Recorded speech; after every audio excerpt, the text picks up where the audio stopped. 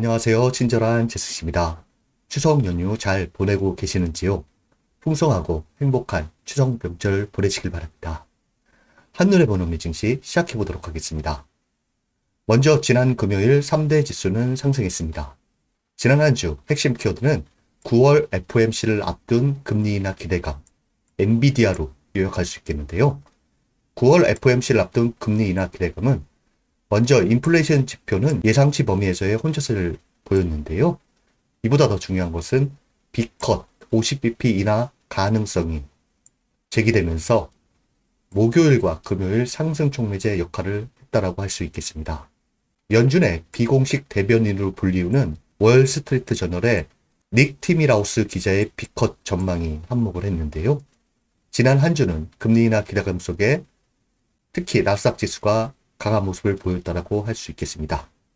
그 밖에 유럽 중앙은행은 기준금리를 25bp 추가 인하했는데요. 이 또한 이번 주 9월 FOMC를 앞두고 기대감이 형성됐다라고 할 수 있겠습니다. 또 한 가지는 엔비디아인데요.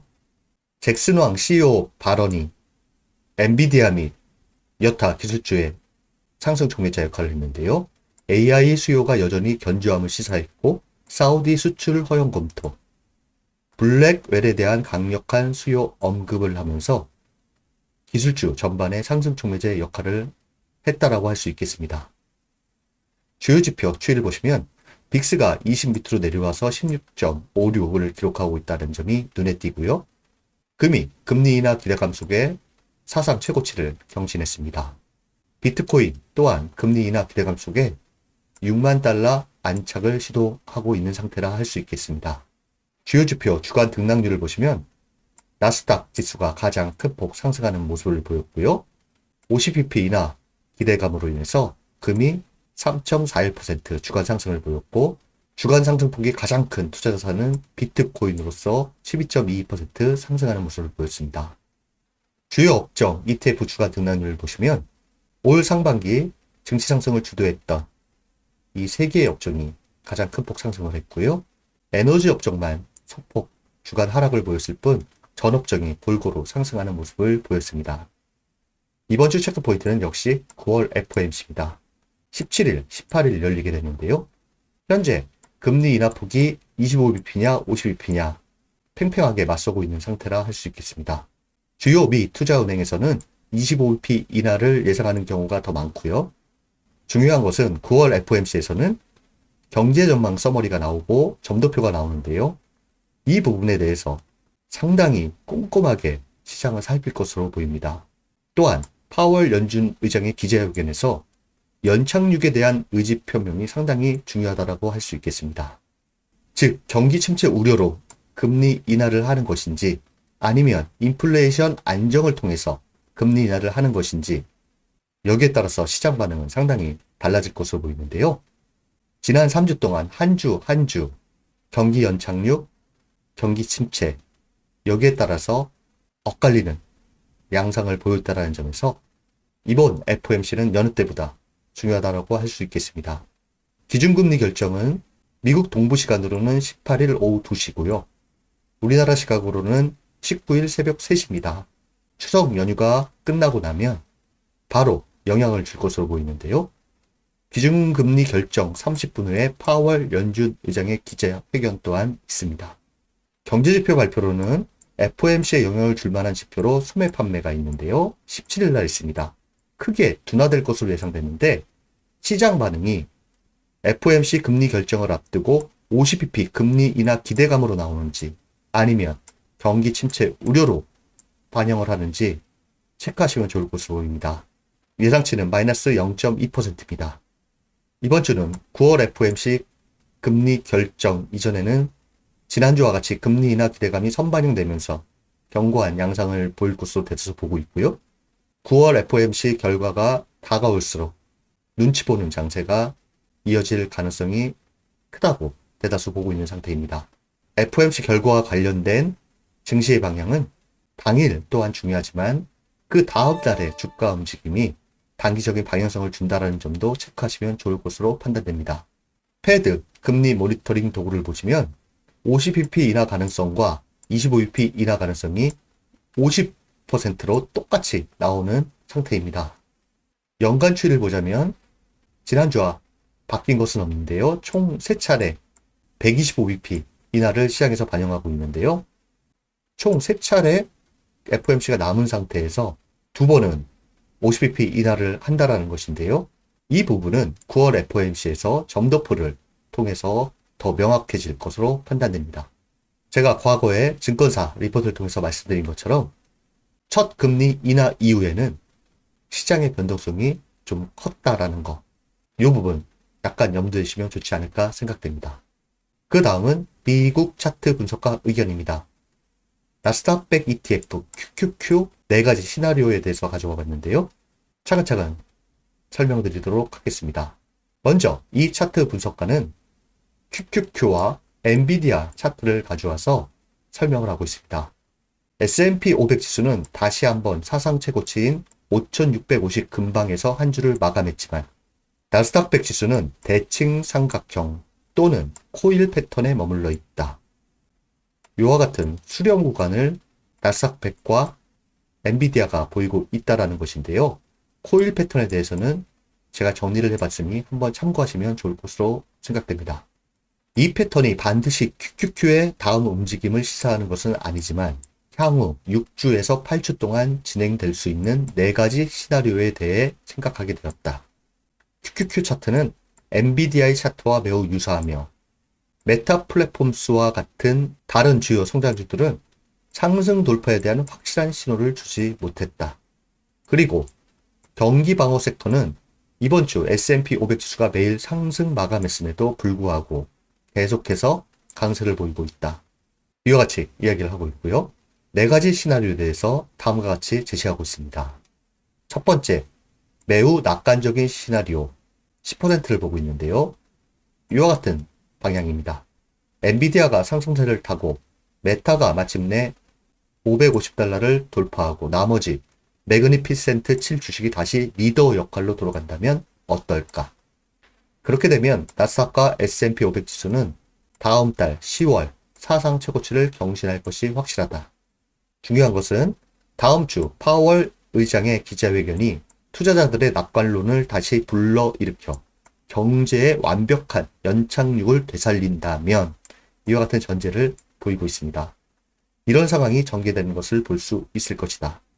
이분께서도 9월 FOMC가 상당히 중요하다고 보고 있는 것 같습니다. 두 번째 시나리오는 약간 낙관적인 시나리오입니다. 30% 예상하고 있는데요. 만약 매그니피센트 7 종목들이 계속해서 고전을 면치 못하고 돌파에 실패하더라도 금융과 산업과 같은 다른 섹터들이 상승한다면 여기서 완만한 상승 랠리를 펼칠 수 있다. 빅테크를 포함한 기술주는 고전을 하고 있지만 여타 다른 업종들이 상승을 보이면서 지수는 완만하게 상승할 수 있다는 이야기인데요. 즉 QQQ는 올해 고점 아래 머물러 있지만 성장 섹터 외에도 많은 기회가 나타난다. 이와 같은 시나리오가 약간 낙관적인 시나리오입니다.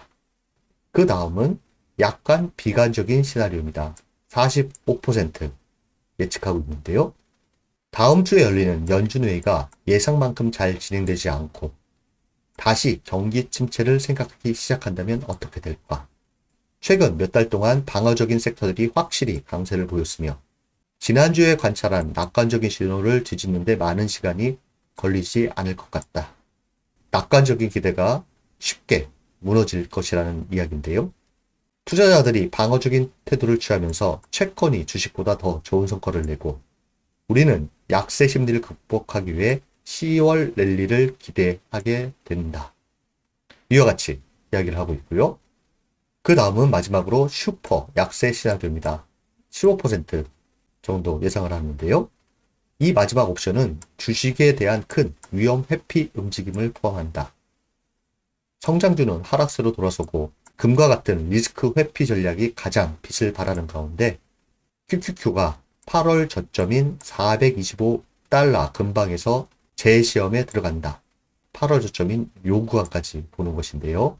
어쩌면 파월 의장이 투자자의 신뢰를 끌어올리는 데 실패하고 경제에 대한 골디락스 시나리오는 먼 기억처럼 느껴질 수도 있다. 경기 침체 우려가 시장을 지배한다는 이야기인데요. 이 네 가지 시나리오를 보더라도 9월 FOMC의 결과와 시장 반응이 결국 이 네 가지 시나리오 중 하나로 움직인다라고 이 차트 분석가는 보고 있는 것 같습니다. 한 미국 차트 분석가의 의견이니 참고 정도 하시고요. 여러분들께서는 어떤 시나리오가 예상되는지 한번 생각해 보시기 바랍니다. 그 다음은 투자 이모저모인데요. 비트코인에 대한 다양한 9월 전망에 대해서 가져와 봤습니다. 비트코인 역시 9월 FOMC 발표에 영향을 받을 것으로 보이는데요.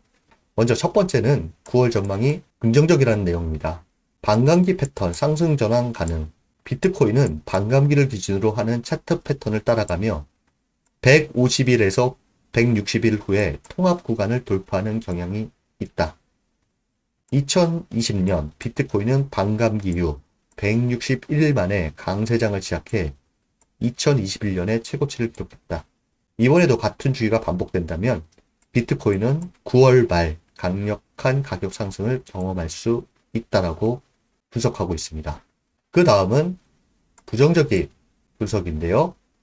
9월 비트코인 계절적 약세를 이야기하고 있습니다.